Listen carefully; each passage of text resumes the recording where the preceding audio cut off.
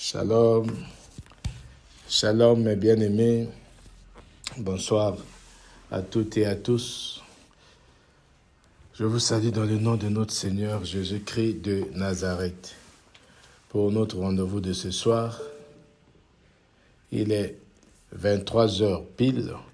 Nous allons donc commencer notre programme de ce soir. Sans plus tarder, nous allons demander donc au frère Kevner qui vient de se connecter, de nous conduire en prière. La Bible déclare dans Matthieu chapitre 18, verset 20, là où 2 ou 3 sont assemblés, en son nom, il est là. Donc, on est déjà nombreux parce qu'on est plus de 2.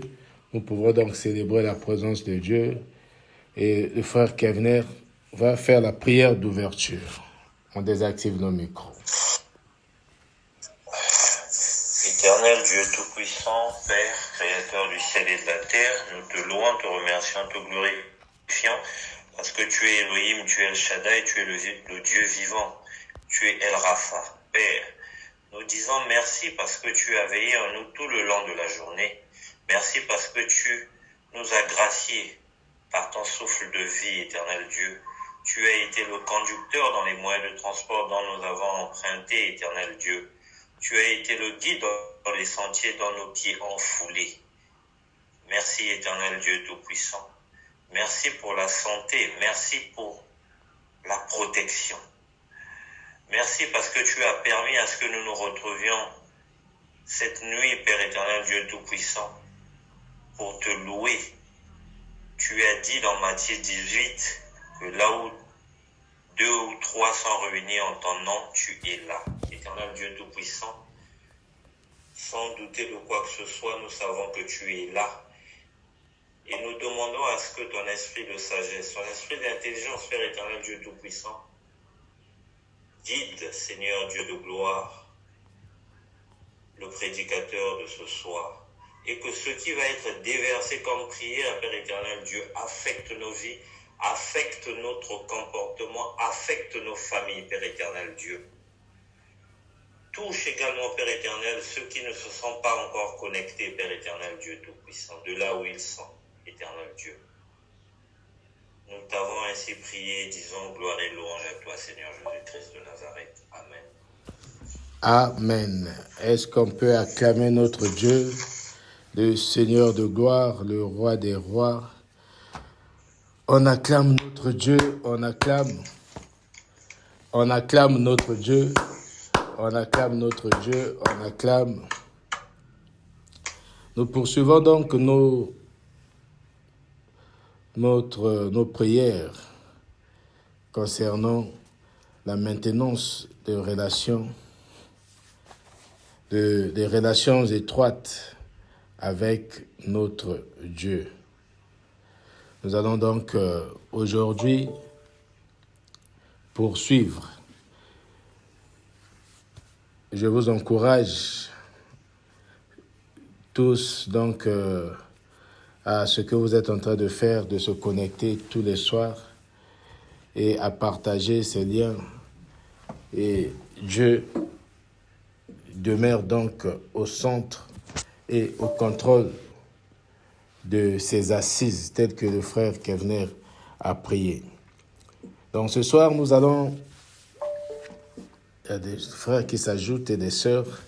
Nous allons prier pour le service et l'amour. Le service et l'amour qui sont... Donc le service et l'amour envers les autres.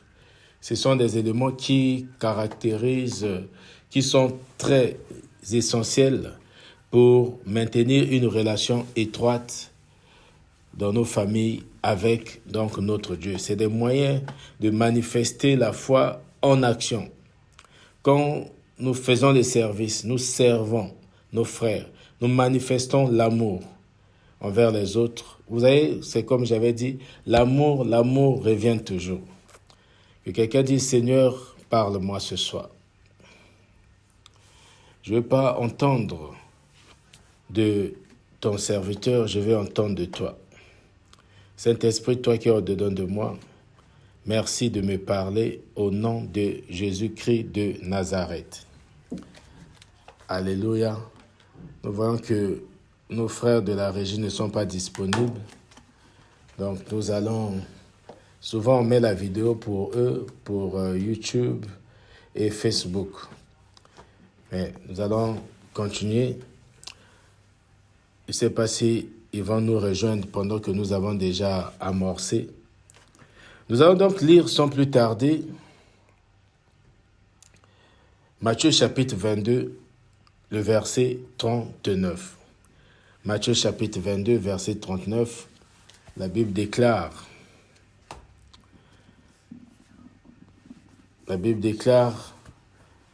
que tu aimeras ton prochain comme toi-même.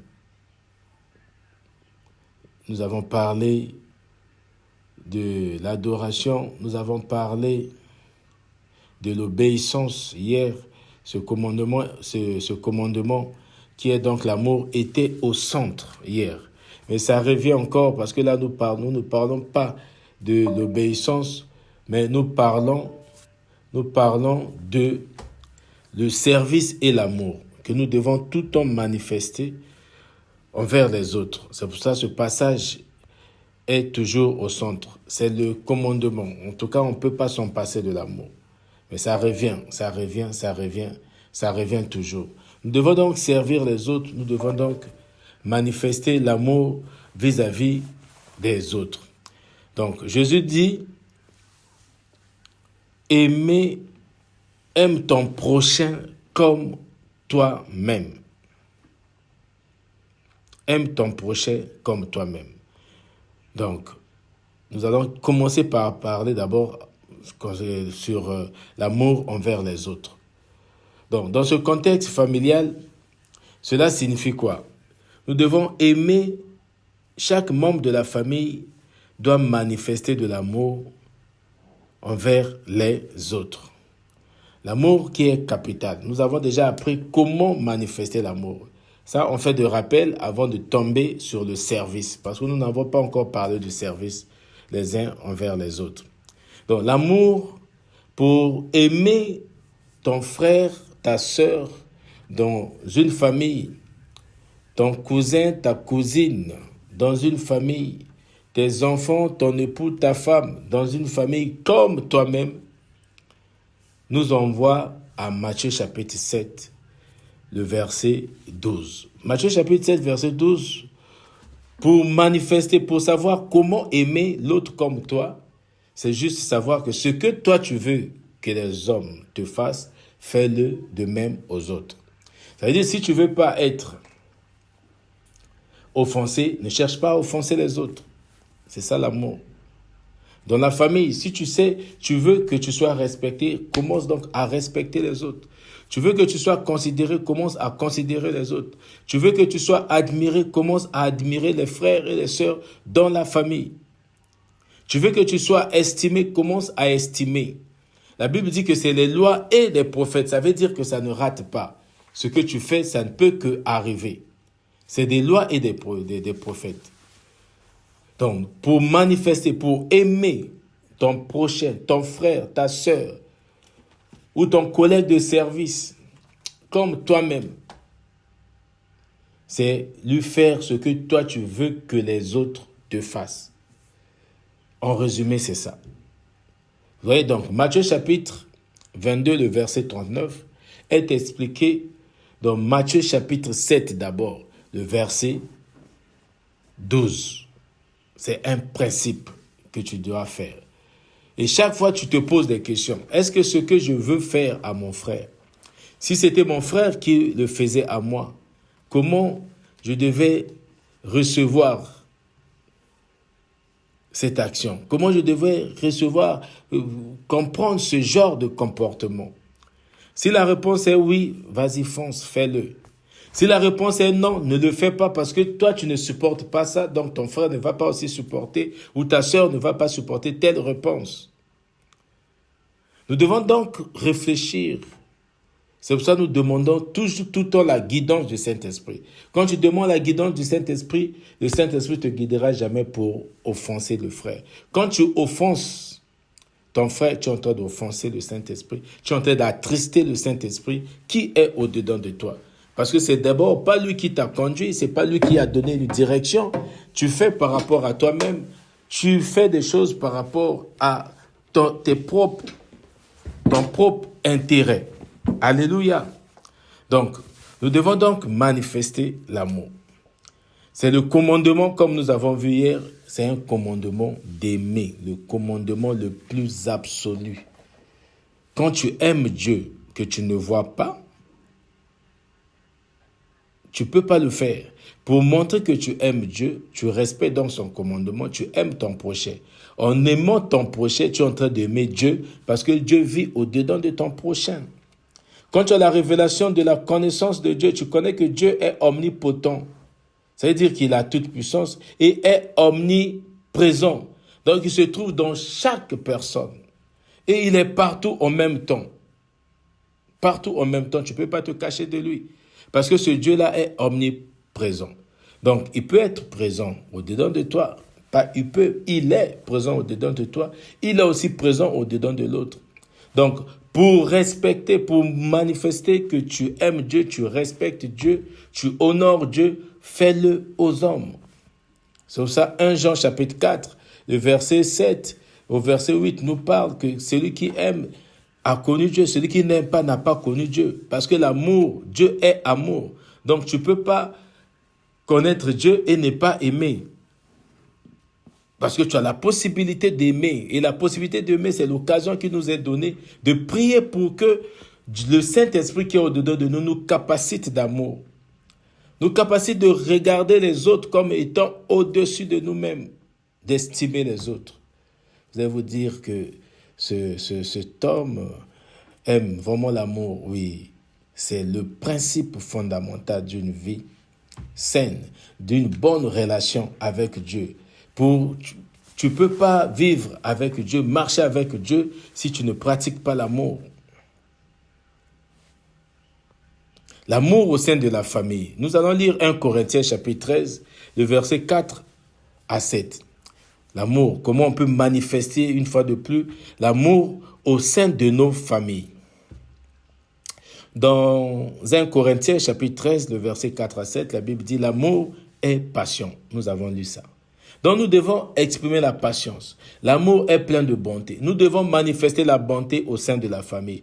L'amour n'est pas envieux. Nous ne devons pas être envieux. Il ne doit pas avoir, on ne va pas en vouloir les autres. On ne doit pas envier les autres au sein d'une même famille.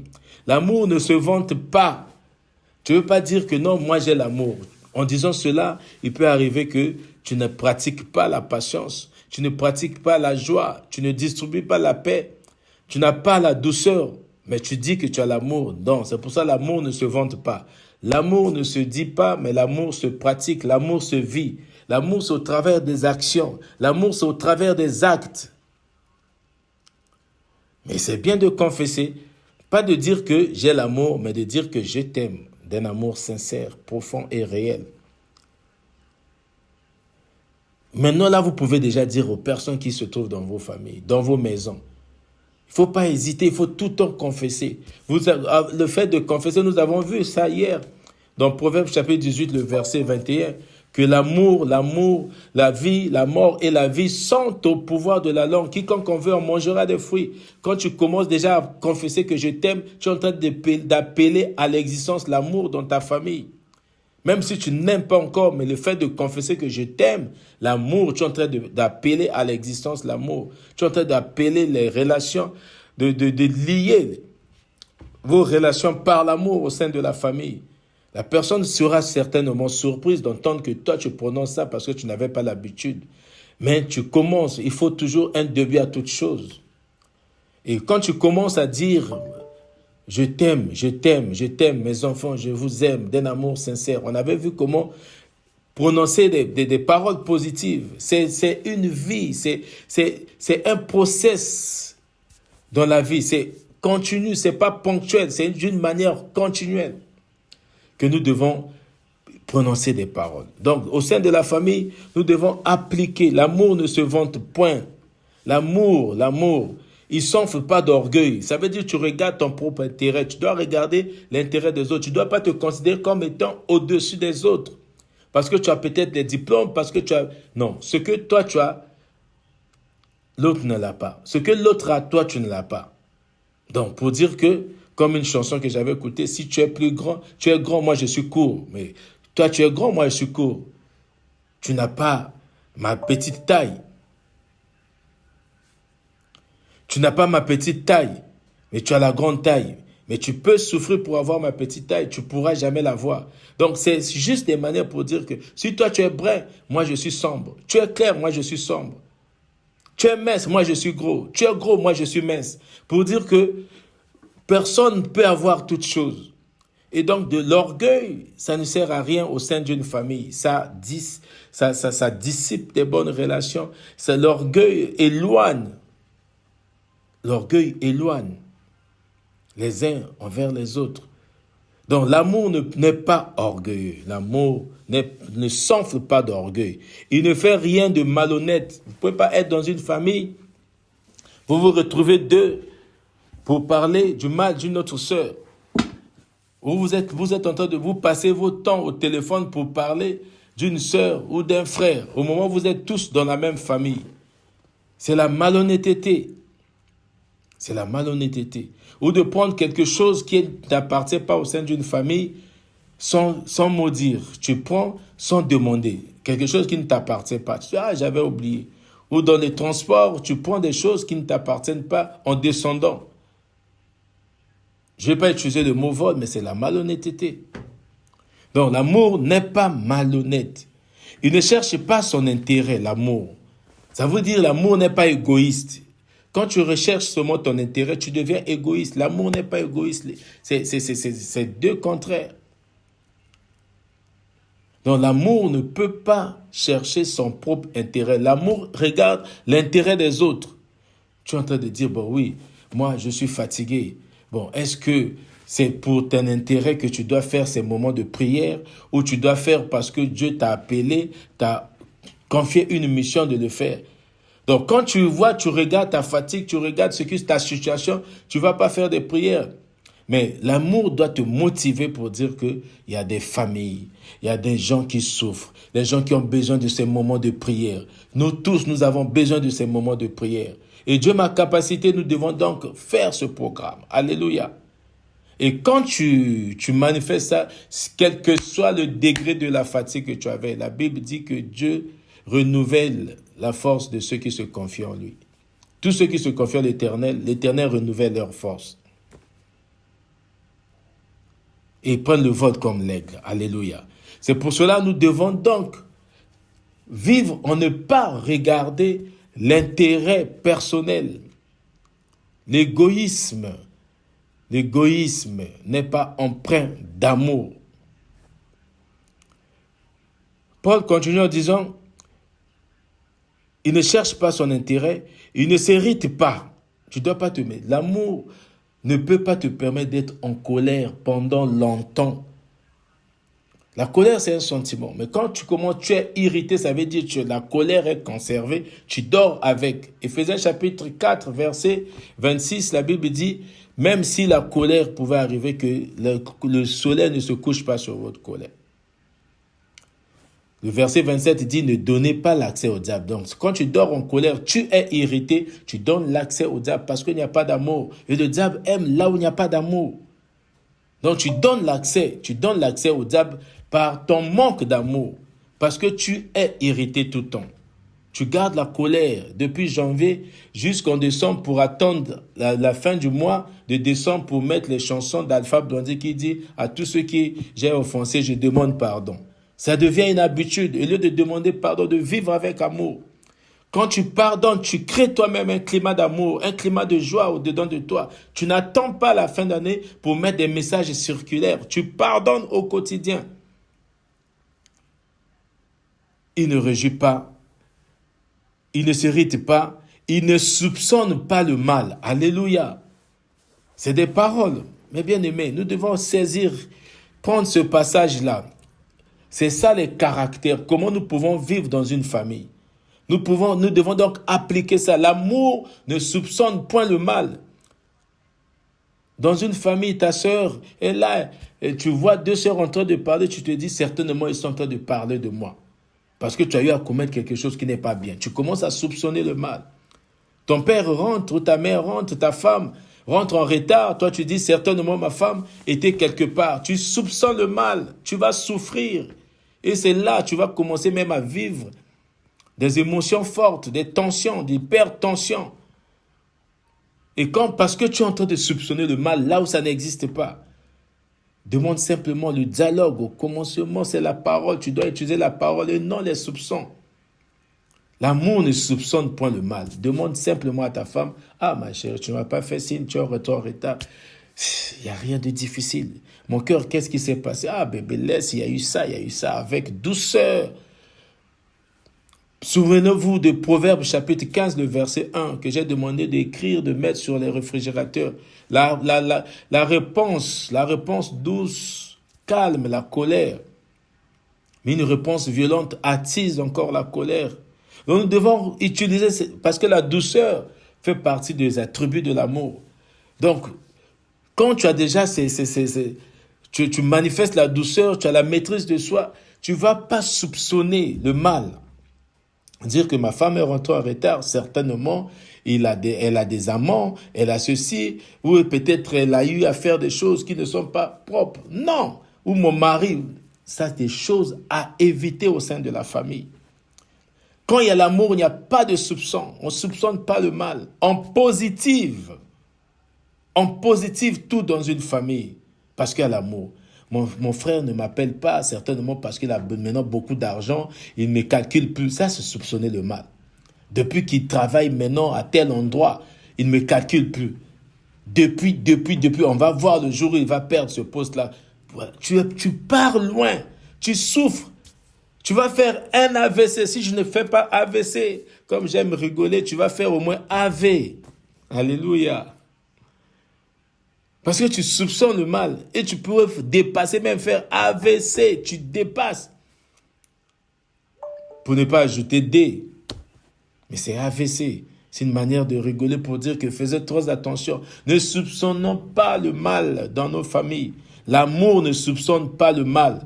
L'amour ne se réjouit pas de l'injustice.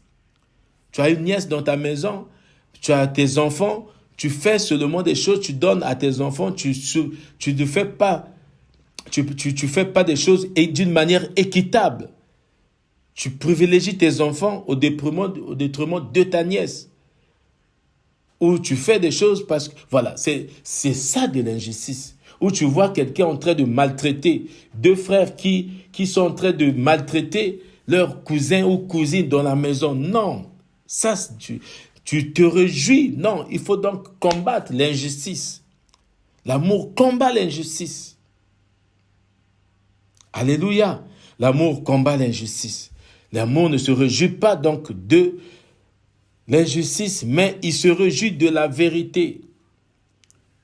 La vérité. Il y a la vérité comme valeur, il y a la vérité qui est dans la sincérité et il y a la vérité dans Jean chapitre 14 verset 6. Jésus dit, je suis le chemin, la vérité et la vie. Donc la personne qui se comporte à l'exemple du Seigneur Jésus-Christ, qui ne vit pas dans le mensonge, il se réjouit de la vérité. Tu es arrivé en retard, on vous a retenu au travail, tu dis, je suis arrivé en retard parce qu'on nous a retenus. Ne cherche pas à dire non, je suis passé voir un tel. Non, tu dis la vérité. Tu dis la vérité. Donc nous devons apprendre. Ça va nous rapprocher de plus belle de Dieu. Dès que tu mens, le Saint-Esprit est attristé. Le Saint-Esprit, Dieu vit au-dedans de nous. Il est omniprésent. Il est aussi omniscient, donc il sait toutes choses.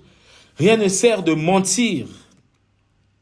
Confessons la vérité dans une famille, ça va tisser les liens.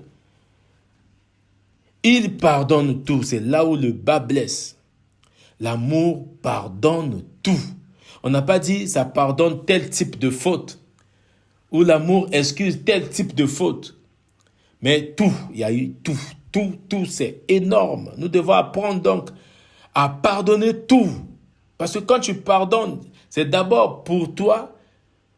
C'est d'abord pour toi quand tu pardonnes. C'est pour que tu sois en paix. que tu restes en paix avec toi-même et avec ton Dieu. Et ensuite, ça vient pour l'intérêt de l'autre. Mais quand tu ne veux pas souffrir, tu pardonnes. Quel que soit le problème, tu pardonnes. L'amour pardonne tout. Dans tout, il y a tout. On n'a pas dit tel type de faute, tel type d'erreur, tel type de transgression. L'amour pardonne tout. C'est pour toi, Dieu qui est amour, il pardonne tout. Quand Dieu pardonne, il oublie. Maintenant que nous sommes, c'est au travers de son sang, Dieu a tout pardonné. Maintenant, nous avons donc l'accès au pardon quotidien. Si Dieu nous pardonne, souvenez-vous de ce que nous avons vu dans la prière de notre Père, dans Matthieu chapitre 6 au verset 9 jusqu'au verset 11-12. Il dit, pardonne-nous nos offenses comme nous aussi nous pardonnons à ceux qui nous ont offensés. Donc si toi tu ne pardonnes pas, ton Père aussi ne va pas te pardonner. Jésus a été clair. Jésus a été clair. Dans Marc chapitre 11, le verset 25, il dit, quand tu veux lever ton offrande à Dieu, tu veux monter sur l'autel pour donner ton offrande, tu te souviens que tu as un problème, descends d'abord, va résoudre ton problème avec ton frère afin de lui faire l'offrande. C'est pareil pour la prière de ce soir. C'est pareil pour chaque prière. Tu ne peux pas te mettre en prière au moment où tu as des problèmes avec des frères, avec des sœurs au sein de la famille. C'est pour cela l'amour, c'est un vecteur de réconciliation. L'amour est un vecteur de la réconciliation. Parce que l'amour pardonne tout. Quand il y a l'amour, il y a la réconciliation. L'amour, il y a le pardon. L'amour, il y a la restauration. L'amour, il y a la réhabilitation. L'amour, il y a le rétablissement. L'amour, dans l'amour, il y a le relèvement. Tu fais relever l'autre. Il y a le repositionnement dans l'amour. Donc, voilà comment nous pouvons nous comporter. C'est ça l'amour au sein d'une famille. L'amour pardonne tout. L'amour croit tout. Alléluia, croit tout. C'est pour ton bien que tu dois croire tout. Tu parles avec quelqu'un te ment. Toi, ce n'est pas ton problème. Toi, tu crois sur sa parole parce que tu t'es dit que l'homme, ce qui caractérise l'homme, c'est sa parole. Tu crois. Quand tu crois, ça veut dire que tu es en train de faire confiance à ton interlocuteur. Tu fais confiance à ton frère, tu fais confiance à ta sœur, tu fais confiance en ta femme, tu fais confiance en ton époux ou en ton épouse. Bref, en ton conjoint. Ou à ton partenaire, ta partenaire de vie.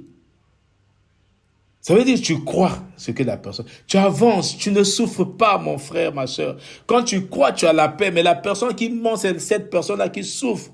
Toi, tu crois pour avancer. Amos 3.3.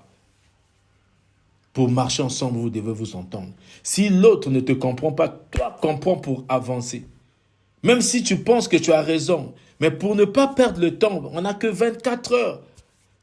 La meilleure expression de l'amour, c'est le temps. En 24 heures, ne cherche pas à perdre encore, à faire souffrir ton cœur, à remplir ton cœur d'amertume, à remplir ton cœur d'angoisse, de soucis.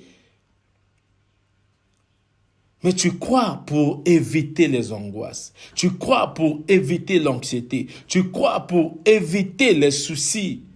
Tu crois pour ne pas te laisser emporter ou ouvrir des brèches au diable. Dans ta maison, tu crois pour ne pas semer le doute, pour donner la confiance, redonner la confiance même à la personne qui ment. Ça veut dire que toi, tu dois faire aussi un effort de ne pas mentir, comme on dit que l'amour est empreint de vérité, se réjouit de la vérité. L'amour croit tout, croit. L'amour croit tout. Il espère tout. Mon frère, à partir de ce soir, commence à espérer en tout. On n'a pas dit que tu dois seulement espérer que quand tu as le palu va finir. C'est petit. Tu espères que quand il y a même le cancer doit finir. Alléluia. Tu espères même que quand il n'y a pas d'ouverture, il y a le désert, tu peux avoir l'eau. Tu espères que quand bien même rien ne marche, tu espères parce que tu as Dieu. C'est l'amour, l'amour. Parce qu'on a dit, il y a la foi qui fait partie de l'amour. C'est un attribut de l'amour, c'est une vertu de l'amour. C'est pour cela que l'amour espère en tout. L'amour espère tout. C'est dans la famille, tu dois donc espérer que mon frère, ma sœur, aujourd'hui, il n'a pas encore atteint ce niveau de compréhension que moi, j'espère que dans les jours, grâce à des prières, au travers de prières, il va aussi changer. J'espère qu'il va atteindre mon niveau parce que Dieu, la Bible dit que Dieu est patient. Il est resté patient jusqu'à ce que tous nous soyons parvenus à la repentance. Donc quand tu espères le changement de ton frère, tu espères à la guérison aussi de ton mari, de ta sœur, de ta fille, de ton fils. Tu espères, combien même il n'y a pas d'issue, toi tu espères tout. Et quand tu espères, ça va s'accomplir. Mais quand tu doutes, parce que tu n'as plus d'espérance, ta situation, la situation de ton frère, de ta soeur, de ton mari, de ta personne la plus chère ne changera jamais parce que tu as le doute. Souvenez-vous de Marc chapitre 11, le verset 24 que nous lisons tout le temps, que quand nous prions, nous ne doutions point dans nos cœurs. Nous croyons que ce que nous avons demandé, nous l'avons reçu, nous le verrons s'accomplir parce qu'il n'y a pas de doute. Dans Somme chapitre 37, le verset 5, Somme, aujourd'hui, il n'y a personne qui met le passage. Mais l'audio est là, nous pourrons écouter comme nous voulons. Dans Somme chapitre 37, verset 5, la Bible dit « Recommande ton sort à l'Éternel. » Alléluia. Mets en lui ta confiance. Il y a d'autres versions qui disent « Mets en lui toute ta confiance. Il va agir. » Qu'est-ce que cela veut dire? Regardez cette télécommande. Je donne. Imaginez que vous prenez la télécommande. Et votre main, ma main est restée sur la télécommande. Ça veut dire que je n'ai pas donné. Je donne, mais toi tu prends la télécommande. Mais mon regard, mes yeux sont toujours fixés vers la télécommande. Ça veut dire que je n'ai pas donné. Je te donne la télécommande. Je lâche la télécommande. Je ne regarde pas la télécommande. Je vaque à mes occupations. Je suis en train de chanter Kembona Yahweh, Kembona Yahweh, Yomo Kokisia Bilaka. Voilà, c'est ça donner, alléluia. Tu ne penses plus, tu as la confiance en Dieu. Donner avec confiance, tu oublies, tu donnes à Dieu. Tu n'as pas de doute, tu n'as pas d'inquiétude. Qu'est-ce que Dieu va faire avec ma situation? Il dit dans Matthieu chapitre 11, verset 28, « Venez à moi, vous tous qui êtes chargés et fatigués, je vous donnerai du repos. » Tu donnes et Dieu te donne son repos. C'est ce que ça veut dire, alléluia, mes bien-aimés. Donc, dans l'amour, l'amour supporte, l'amour espère. Quand tu espères, tu reçois. Quand tu n'espères pas, ça veut dire que tu as le doute, tu as la peur et tu as les inquiétudes. Ça sont les trois éléments qui inhibent ou qui entravent à la manifestation puissante de la foi. Le doute, la peur et l'incertitude ou les inquiétudes. Ça entrave à la manifestation de la foi. Ça veut dire à l'accomplissement de ce que tu crois, ce que tu as demandé. Nous ne devons donc pas douter, même de nos frères. Nous ne devons pas douter de nos sœurs, parce qu'ils ont Dieu au-dedans d'eux. La Bible déclare qu'avec Dieu, nous ferons des exploits. Avec Dieu, nous ferons des exploits. Et nous craserons, nous marcherons sur nos ennemis. Les Psaumes chapitre 60, le verset 12. Mais sans Dieu, nous ne pouvons rien faire. Alléluia. Nous ne pouvons rien faire. Sur ça, nous devons espérer. Nous devons croire. Mes bien-aimés, nous devons croire. Nous devons garder l'espoir que mon fils, ma fille, mon frère, ma soeur, ma nièce, mon neveu, mon oncle, chaque membre de nos familles est capable de changer. Et quand tu espères, ça te donne, ça crée la patience au-dedans de toi. Et quand tu as la patience, tu es en train d'appliquer l'amour. Quand tu espères, tu es en train d'appliquer l'amour. C'est pas un passage, j'adore, j'aime ce passage, c'est parmi mes préférés. C'est parmi mes préférés. L'amour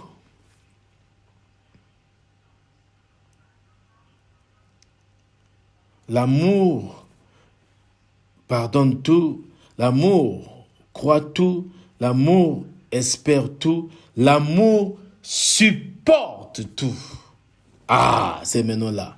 Il faut se supporter. L'amour, on ne parle pas de porte tout. Tu portes quelqu'un, quand tu portes quelqu'un, c'est parce que tu l'as déjà aimé, tu le portes dans ton cœur. Mais là, on parle de supporter.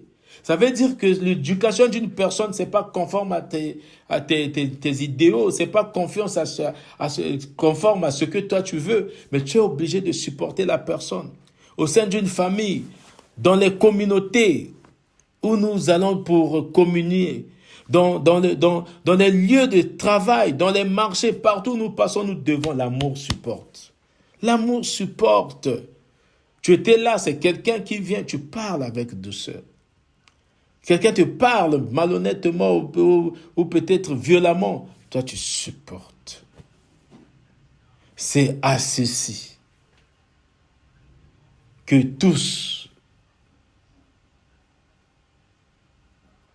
les gens comprendront que vous êtes mes disciples. Tu vois quelqu'un qu'on est en train de vexer, quelqu'un on est en train de médire, de calomnier. Mais dis, tu supportes ces choses. Pourquoi tu dois supporter? Parce que tu as la révélation. Quand on est en train de te rendre petit, quand on est en train de briser ton cœur, la Bible dit que Dieu est prêt et trop proche de ceux qui ont le cœur brisé.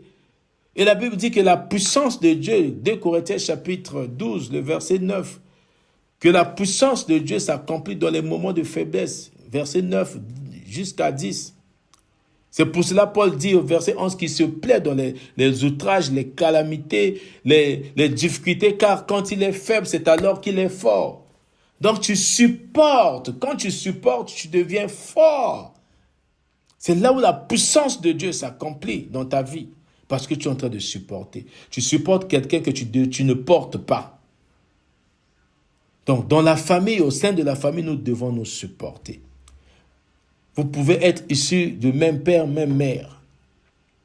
Mais chacun a son comportement. Chacun reçoit une éducation même à l'extérieur, au travers des réseaux sociaux.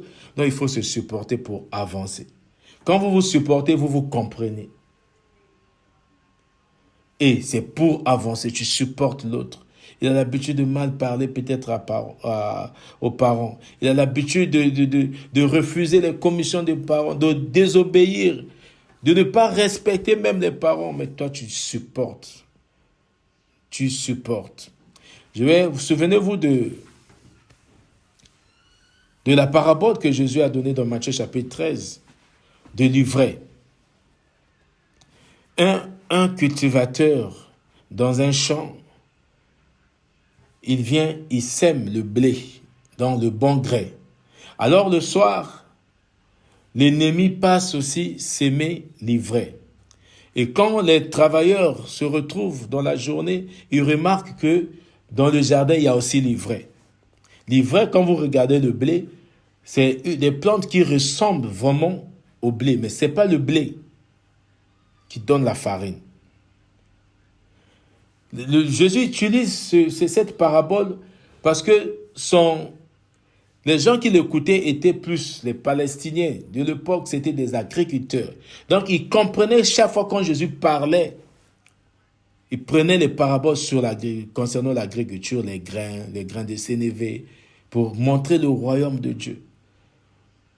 Il dit, et les travailleurs, le jour, donc ils repartent vers le propriétaire des champs pour dire que, Seigneur, maître, on a remarqué qu'il y a l'ivraie.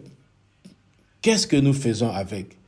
Doit-on l'arracher ou les arracher? Il a dit non. Gardez, laissez l'ivraie. Laissez l'ivraie parmi le vrai, le bon grain, donc le blé. C'est lors de la moisson, on attend la moisson. Lors de la moisson, nous allons récolter le bon grain et nous allons arracher l'ivraie pour les jeter au feu. Pour dire que on cohabite avec ce qui est bon et ce qui est mauvais. Ça coexiste, le mal et le bien. Maintenant, toi, Jésus a déjà donné une position. Tu peux suivre à la télé quelqu'un en train de faire des choses bizarres. Ou tu vois ton frère en train de faire des choses. La Bible dit l'amour supporte. Ça n'influence pas ton truc. Si tu vois que ça touche ta foi, ne rentre pas dans ça. Tranquillement, tu éteins ta télé. Ne te mets pas à insulter. Ne te mets pas à insulter. Ça veut dire quoi? C'est de l'ivraie. Tu remarques que c'est de l'ivraie? Laisse croître ensemble. C'est pas toi qui dois moissonner. C'est pas l'heure de la moisson. Nous sommes encore au temps de l'attente de la moisson. C'est ce que Jésus est en train de dire. Nous devons donc se supporter pour dire que la personne est là. Nous devons donc se supporter. Voilà ce que l'amour, comment on peut expliquer supporter. Quelqu'un que tu ne portes pas, tu le supportes. Parce que tu sais que ce n'est pas le moment de la moisson. Et cette personne peut changer au travers de ta conduite, au travers de ton comportement, au travers de tes réalisations, au travers de ta douceur, au travers de ta maîtrise de soi. La personne peut changer. C'est pour ça que Jésus a dit « laissez ». Donc, rien que ça nous donne une perspective sur les gens ou les serviteurs de Dieu qui se mettent seulement à critiquer d'autres serviteurs de Dieu. Au lieu de critiquer l'ivraie, de parler, de faire attention que l'ivraie existe. Et l'ivraie peut se manifester sous telle ou telle autre forme. Toi, prêche. Ne te mets pas à critiquer les autres publiquement ou à citer les noms pour dire qu'un tel a dit ceci, un tel. Peut-être que c'est l'ivraie. Et toi, tu es le bon gré. On attend la moisson. On attend donc le jugement dernier. L'avènement de Christ. C'est ce que ça veut dire. Donc nous devons, voilà comment ce passage de 1 Corinthiens chapitre 13, le verset 4 à 7, nous parle. Au verset 8, la Bible dit, l'amour ne périt pas. L'amour n'échoue pas. Pourquoi l'amour n'échoue pas? Parce que l'amour, c'est Dieu. Dieu est amour. Quand tu fais quelque chose avec amour, tu fais donc avec Dieu, ça ne peut que réussir. Les sœurs, vous qui êtes là, préparez vos maris avec amour.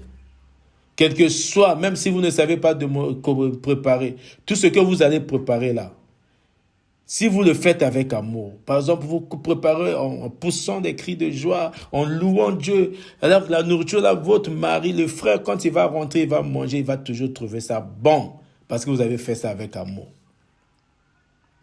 Par conséquent, toute chose, comprenez toute chose, ce que ça veut dire. Ne faites pas juste pour le plaisir de faire, faites comme Colossiens chapitre 3, verset 23 dit, faites toutes choses de bon cœur. Ça veut dire faites avec amour. L'amour n'échoue pas. Pas pour plaire à un homme, mais pour plaire à Dieu. Ce que tu fais, tu prépares à ton mari. C'est comme une adoration à Dieu. Pour te dire que Dieu tu m'as donné un merveilleux mari. Je vais préparer, Seigneur, capacite-moi. Ce que je fais, il va manger. Et quand il va prier, Seigneur, merci de bénir ce repas que mon épouse a préparé avec joie et amour. Je mange avec action de grâce. Et ce qu'il va manger là, mon frère, ma soeur, ça sera toujours bon. C'est parce que Dieu ne ment pas. L'amour n'échoue pas. Dieu ne ment pas. L'amour n'échoue pas. L'amour n'échoue pas. L'amour ne périt jamais. L'amour en action. 23h43, on surveille. L'amour en action.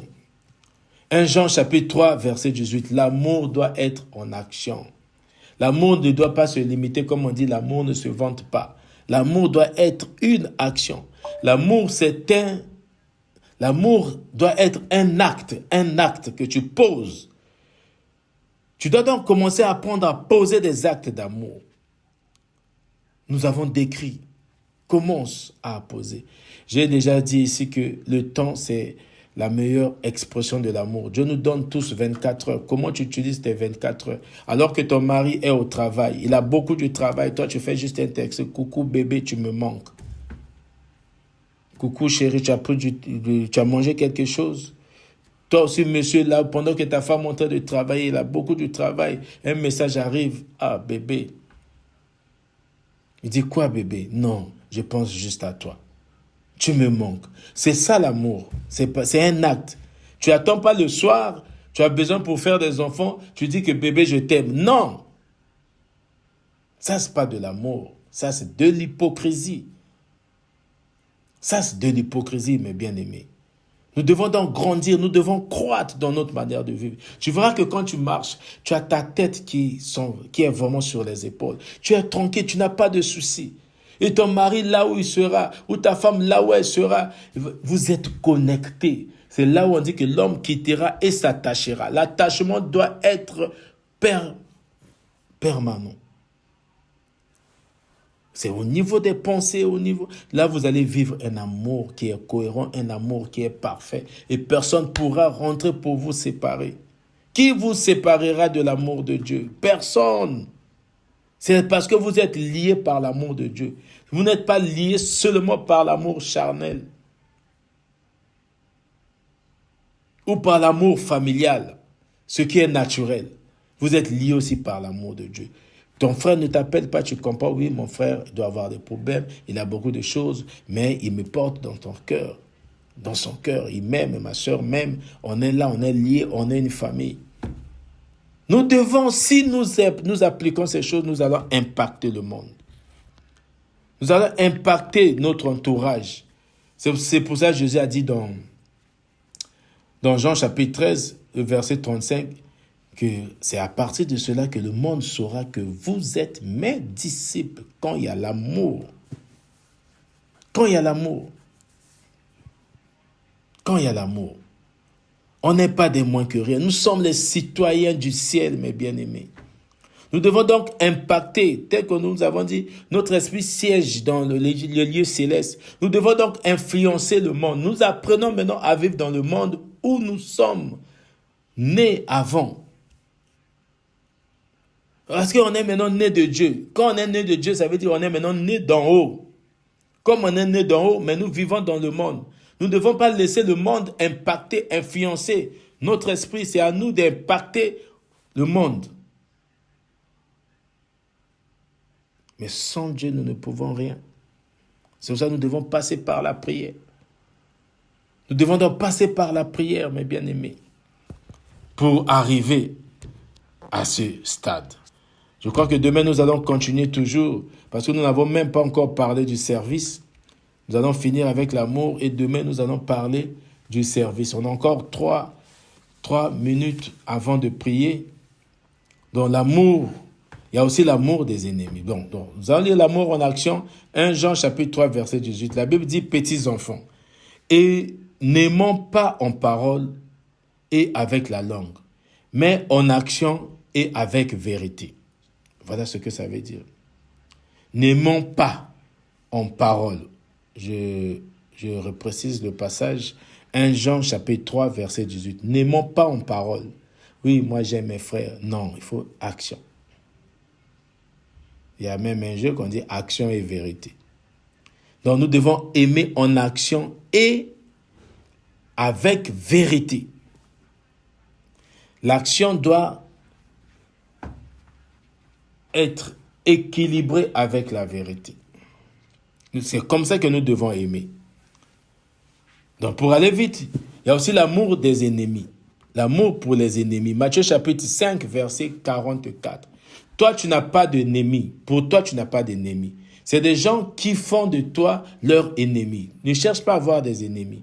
Donc ceux qui sont pour toi ennemis, toi, tu dois les aimer parce que toi, tu ne sais pas. Tu es impartial. Tu dois aimer. Matthieu chapitre 5, verset 44, la Bible dit, mais moi, je vous dis, aimez vos ennemis. Bénissez ceux qui vous maudissent. Faites du bien à ceux qui vous haïssent. Et priez pour ceux qui vous maltraitent et qui vous persécutent. Alléluia. Matthieu 5, 44. Ça, c'est la volonté de Jésus concernant les ennemis. Il y a des gens, quand ils prient, parce que quelqu'un, ou peut-être même un sorcier, quelqu'un a eu à faire ceci, j'envoie le feu sur un tel. Ce n'est pas de Dieu. Dieu a dit, tu ne tueras point. Comment tu peux envoyer le feu sur une personne? Envoie le feu sur l'esprit qui l'anime pour brûler cet esprit. Tu ne peux pas te mettre à tuer les gens, à tuer tes ennemis. Tu envoies le feu. Que celui qui a creusé, tu dis, celui qui a creusé un trou pour moi, ou celui qui a préparé un cercueil, que lui-même rentre dans ce cercueil, lui-même rentre. Tu es en train de tuer. L'amour, ça c'est déjà contraire à la parole de Dieu. C'est contraire à la parole de Dieu. Jésus nous encourage à aimer même ceux qui nous traitent mal. Donc, même au sein de la famille, S'il y a ton frère qui te traite mal, aime-le. C'est ce que ça veut dire. Aime ceux qui te traitent mal. Aime ceux qui te persécutent. Prie pour eux. Pour qu'ils changent. Alléluia. Il est 23h50. Nous appuyons sur pause.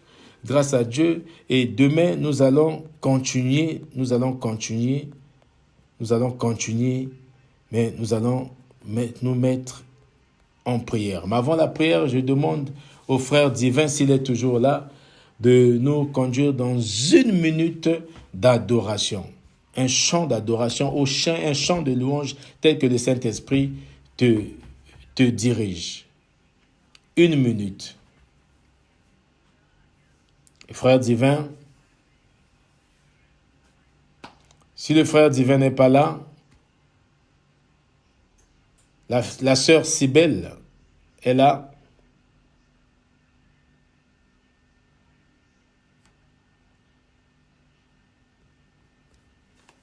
S'il n'y a personne, nous allons... Est-ce qu'il y a un adorateur ou une adoratrice qui est là, qui ne s'annonce pas, qui peut nous conduire en... Ne vous cachez pas. Et avec des sœurs, parfois on ne se connaît pas encore, mais si vous pouvez chanter, quelqu'un qui a une belle voix, qui a ce don-là d'adoration, il peut nous emporter dans l'adoration. Si on n'a pas, nous allons se mettre à prier au nom de Jésus-Christ de Nazareth. Nous allons prier. Éternel Dieu de gloire, Père Tout-Puissant, nous voici devant toi en ce moment de prière. Nous te remercions. Que ton nom soit béni, que ton nom soit célébré. Merci Seigneur pour ces dons que tu nous as donnés afin de nous présenter encore devant ton trône. Tu es bon Seigneur, tu es magnifique pour éternel notre Dieu. Merci Père. Merci Seigneur. On désactive nos micros. Je pensais que un frère voulait adorer, voulait chanter. Donc nous disons, Seigneur, nous te rendons. On désactive nos micros.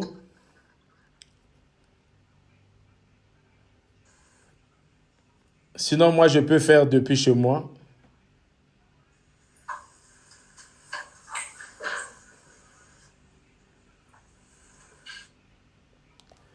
Père éternel, Dieu de gloire, Dieu tout-puissant, nous voici devant toi.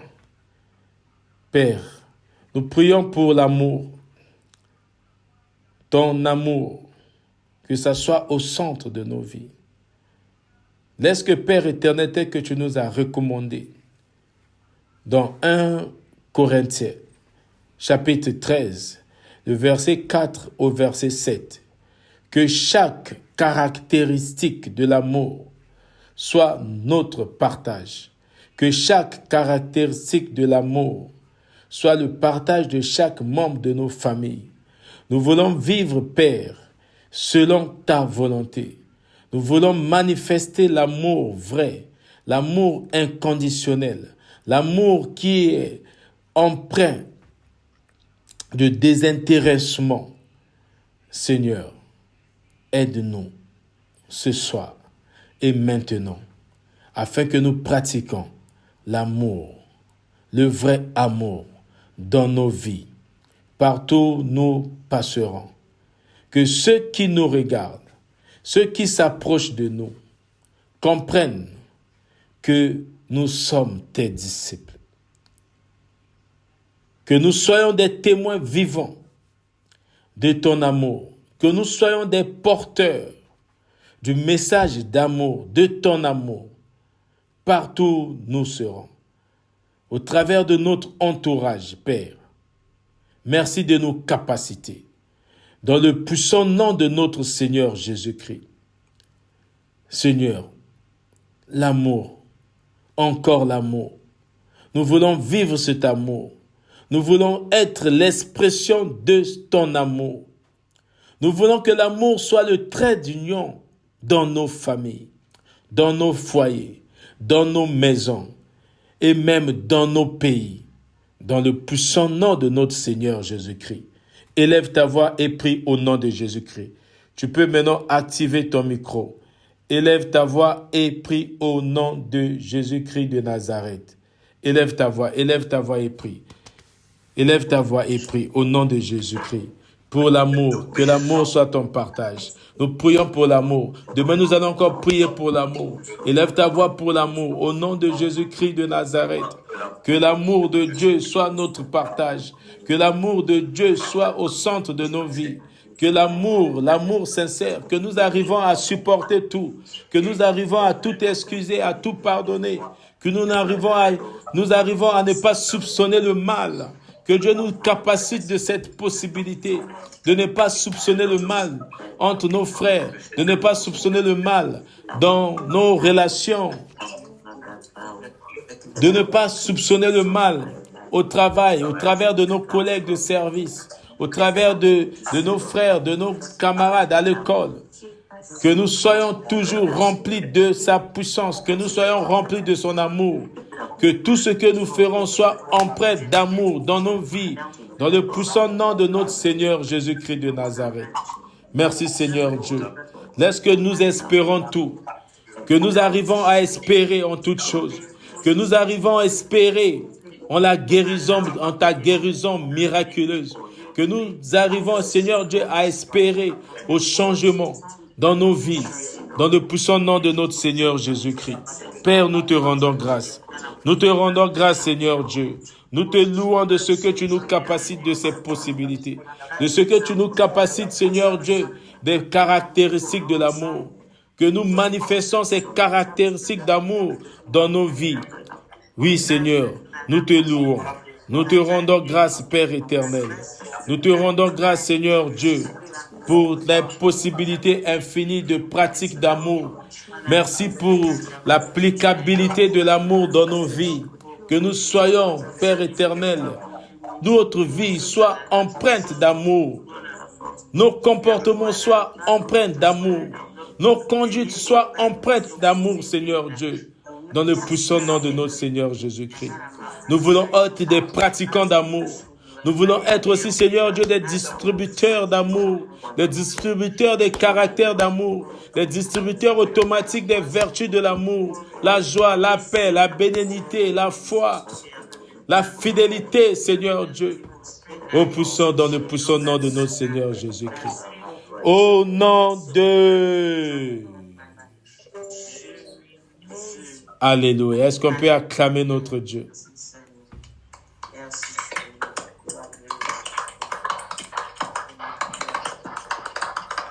Alléluia.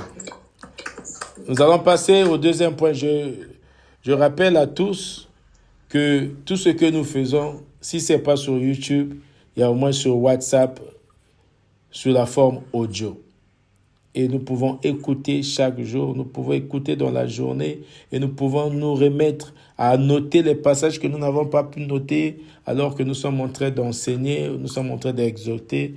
Et nous pouvons aussi partager, pas pour faire la publicité, pour faire ma publicité, mais pour faire la publicité de Dieu, pour que les gens soient sauvés, que l'amour soit vraiment au centre de nos relations, au centre de nos familles, au centre de nos vies, dans le puissant nom de notre Seigneur Jésus-Christ de Nazareth.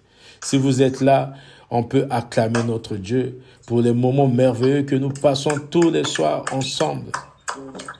Nous devons garder l'espoir que le changement va s'opérer, que les choses ne seront plus pareilles.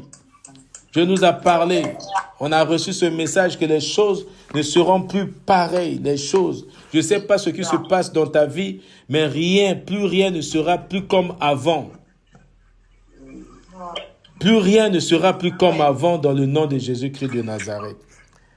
Amen. On désactive maintenant les micros.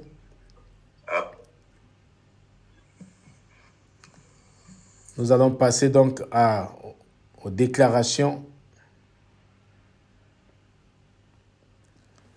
Nous allons passer aux déclarations parce qu'il est presque minuit.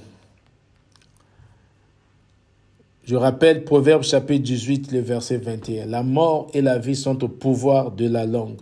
Quiconque en veut en mangera des fruits. Nous allons donc déclarer, les paroles que nous allons déclarer ce soir, nous allons faire 10 déclarations. Déclaration de protection pour ta maison, déclaration de protection pour ta famille contre les forces du mal en cette fin d'année. Tu vas dire au nom de Jésus, je déclare que ma maison est un sanctuaire protégé par la puissance divine.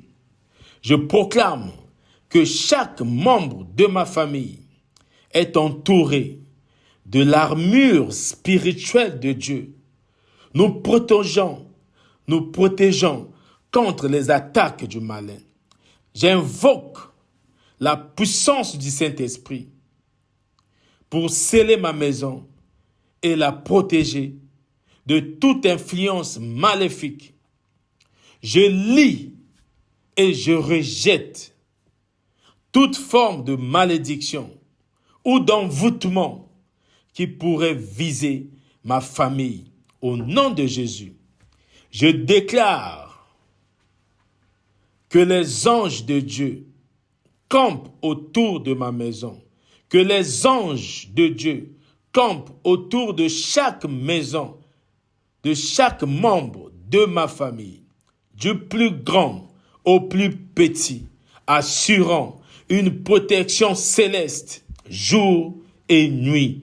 Au nom de Jésus, j'invoque la lumière de Christ au travers de sa présence, par le Saint-Esprit, au-dedans de moi, pour chasser toute obscurité, toute ténèbre de ma maison qui peut s'approcher de ma maison. Dans le puissant nom de Jésus-Christ de Nazareth, je proclame que ma famille est couverte par la grâce et la miséricorde de Dieu. Je déclare que chaque enfant de ma maison, chaque membre de ma maison est couvert de la grâce et de la miséricorde de Dieu. Et que nous sommes préservés de tout mal au nom de Jésus-Christ de Nazareth. Au nom de Jésus-Christ de Nazareth, je renverse toute arme forgée contre ma famille.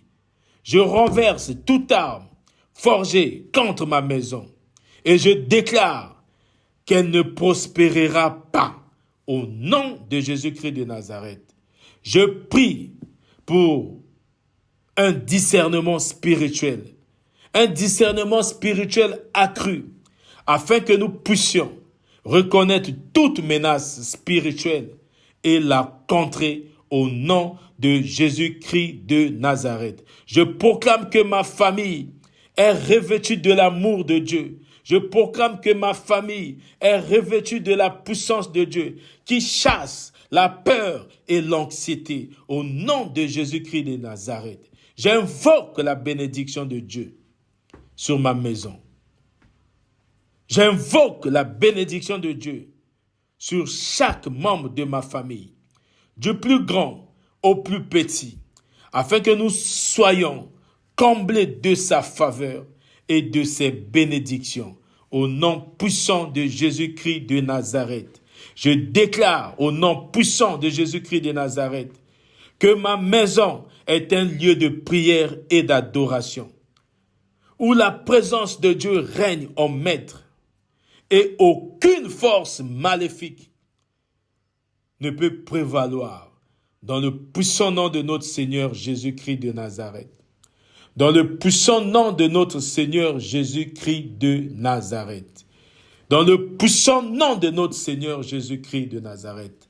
Tu peux activer ton micro pour recevoir, pour dire que la prière que tu viens de faire, les déclarations que tu viens de faire sont puissantes et efficaces, et ces déclarations vont remplir ta maison de tout ce que tu as déclaré. Je déclare que les déclarations que je viens de faire sont remplies de puissance de Dieu. Et comme la Bible déclare que ce que je déclare par ma bouche va s'accomplir au nom de Jésus-Christ de Nazareth. Merci Seigneur.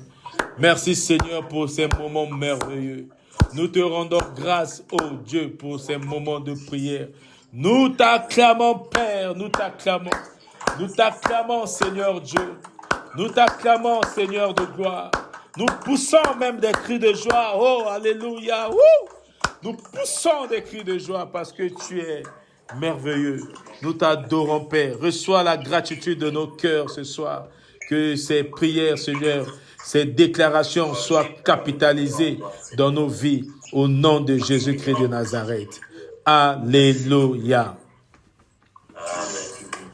Je vais encourager quelqu'un pour dire que tu pries, c'est pas par rapport à la pensée d'une personne. Tout ce que nous déclarons, c'est par rapport à la parole de Dieu. Et 1 Jean chapitre 5, verset 14, la Bible dit que nous avons reçu de lui cette assurance. Que quand nous prions selon sa volonté, il nous écoute.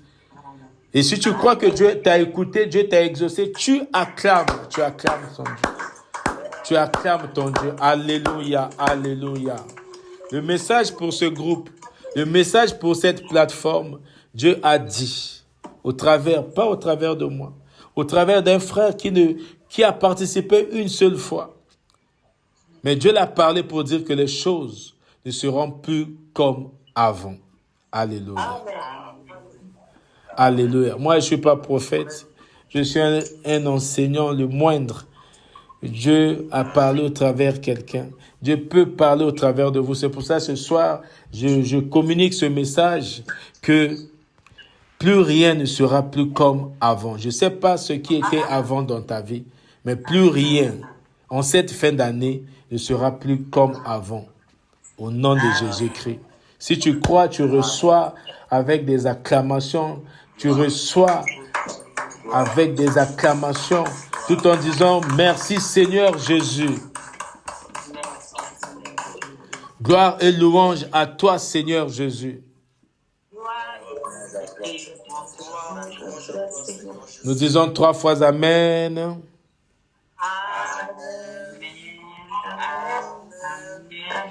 Amen. Alléluia. On se retrouve demain pour la suite. Vous allez comprendre que ça sera 5 primes parce que c'est 5 suites.